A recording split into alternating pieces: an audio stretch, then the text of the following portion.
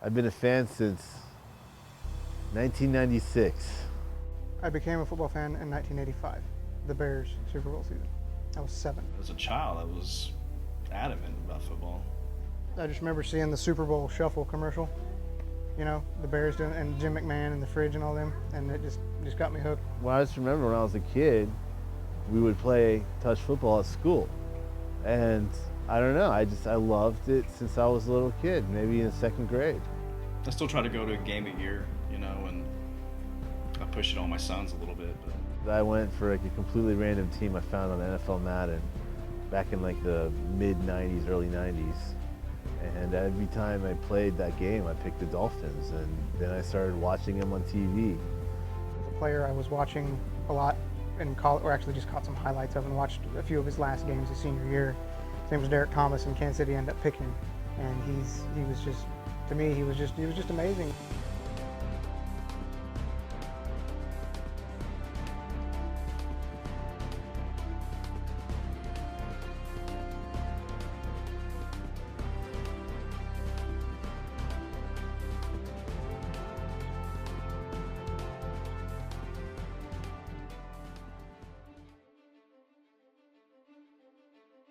I never played in middle school or high school, although I was always a fan.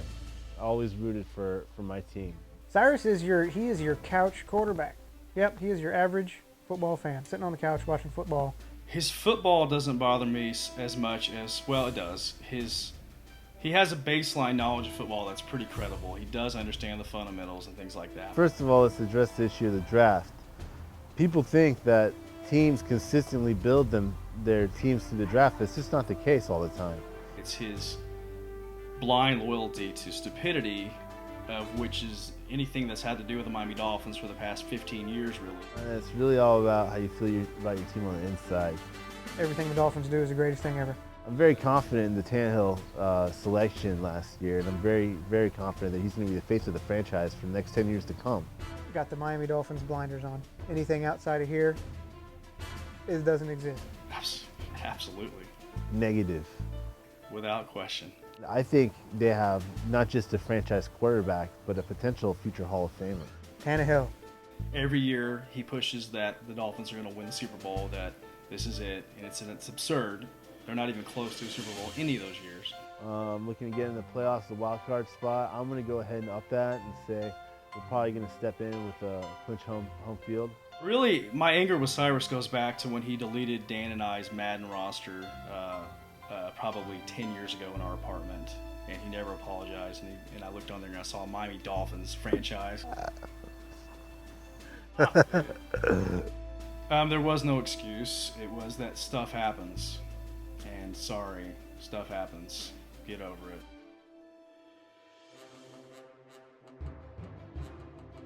I can't really recall how it started out, other than it's the NFL draft, we should go watch it.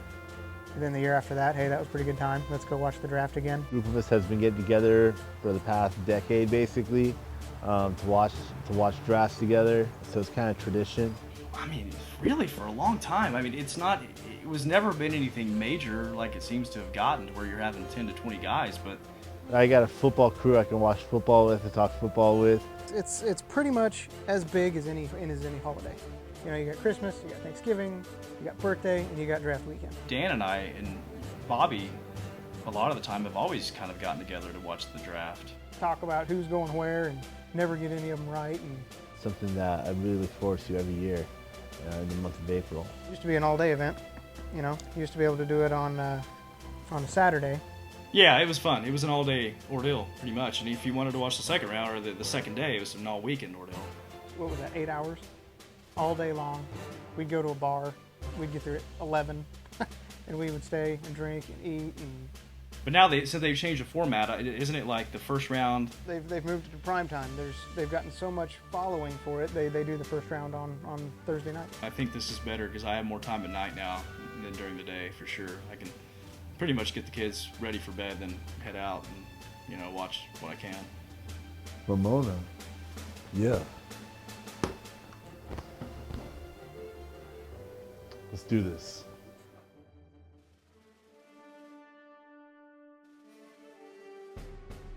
Tonight we're going to Old Chicago. I guess it meets the parameters of everybody's desires. You know, it doesn't put anybody out. I just want to sit there, and I want to.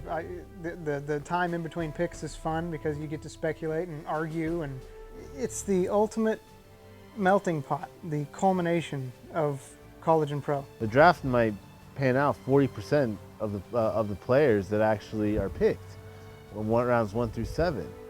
So you're looking at a lot of speculation and a lot of potential busts. If EJ Manuel gets drafted in the first round, I'm shaving the beard. For a 2-14 team, Kansas City is pretty darn put together.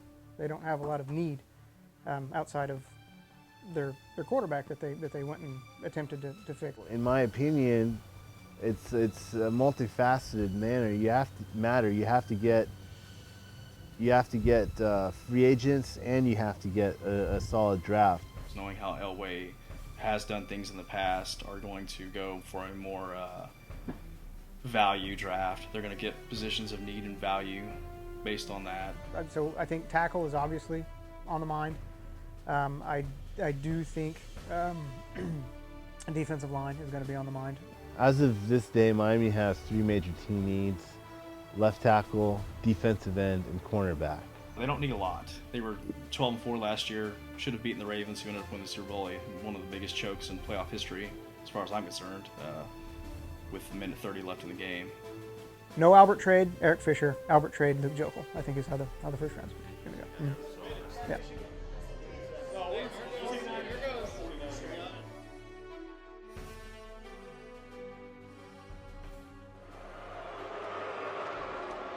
With the first pick in the 2013 NFL Draft, the Kansas City Chiefs select Eric Fisher, tackle, Central Michigan. Solid. Whether he can play left side, right side. We don't know yet if they're going to keep their left tackle or not. They did it! I told you! Record. It's amazing how running backs are the worst in the league. Davon Austin? So what you have to say about midway through, they feel like they're getting worse fighting. I wanted Johnson, man. Okay. What the hell is that? That's a 6'6". Yeah, well, you know, at first, I was really had my heart set on Lane Johnson. EJ Manuel is the first quarterback off the board. EJ Manuel. I picked him. So Will Smith's going to shave his beard. EJ Manuel got drafted. Yeah! The Bills went down. They went down to pick 16 and drafted EJ Manuel as the first quarterback taken. It's coming off. We're getting rid of the beard. It's definitely coming off. It's what Elway does, man. It's just taking a smart pick or a smart play and making nothing flashy. So I thought they would probably trade out of the pick and go to a more consolidated package of picks, lower. Yeah. High five. Body up. High five. Enjoy your song, man. Enjoy your song, Grayson. I'm taking off, man. Where are you going? Going home. See you later, guys.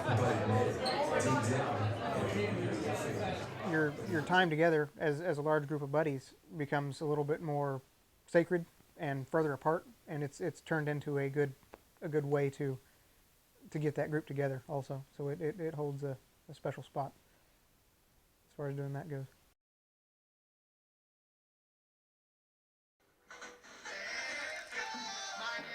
Yeah. Shave the beard.